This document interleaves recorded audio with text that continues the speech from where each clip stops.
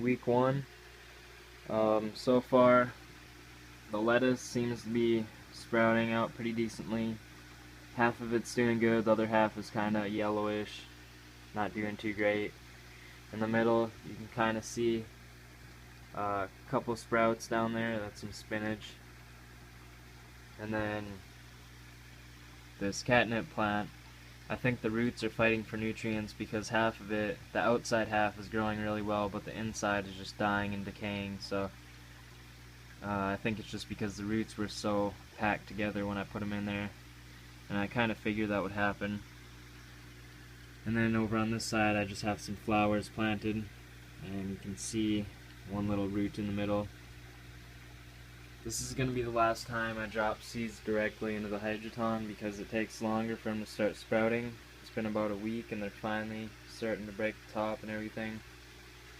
And before, when I used to use rock wool, which is right here, sprouts came up within 3 to 4 days and they grew really fast, and that's because the rock wool kept them moist for a much longer time than the hydroton does, because it dries out pretty quick, especially being on the dry surface. And also it's really hard for the roots to grab onto anything because the rocks are so big compared to the roots themselves. Few changes: I got a new LED light, works really well, should help with all the growth stages instead of just sprouts, things like that. I'll plug it in real quick so you can see it. It's designed for 350 square feet, which I didn't actually realize at first, but I mean, it works. I have 2 square feet, so it's a little bit of overkill. I actually use it as my bedroom light. And you can see it in the hallway if the door is open. And I have it off right now just so you can see the video. There were a couple changes overnight. Originally the turnover rate in the grow bed, the flood and drain per hour, was around 9, and that's a little too much. I'm trying to get it down to around 2 or 3. Right now it's at 4, so I'm happy with that, where it's at. I'm gonna plant some new things in there probably within the next week, depending on how these other plants grow. But I'm going to be using rock wool. I got the flow rate down, or the turnover. I got it down because I took this pipe out of the gravel, and when it was originally in the gravel it would be underwater, and the pressure from being underwater made it harder for the pump to actually push water up here, so I had to have a higher flow just for it to let the siphon kick in. So now it's just kind of dripping over the top over a little scratchy pad. I cut into a circle so it's not taking up so much space.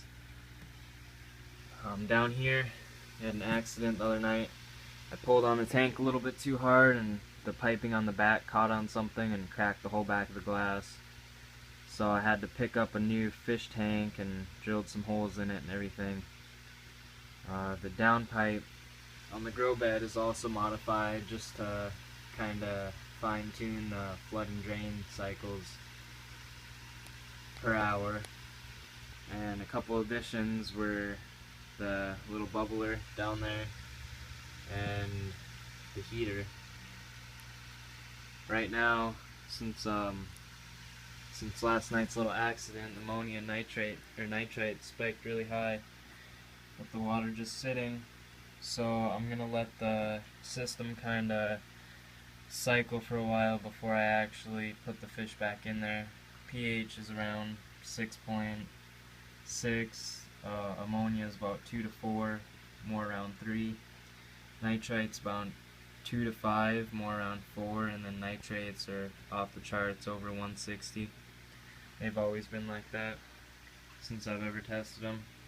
And right now the koi are just hanging out in the big tank. They're doing fine. The other fish are being friendly. I actually think the black goldfish might be trying to mate with that orange and white one, but I don't know. He sometimes likes to follow them around.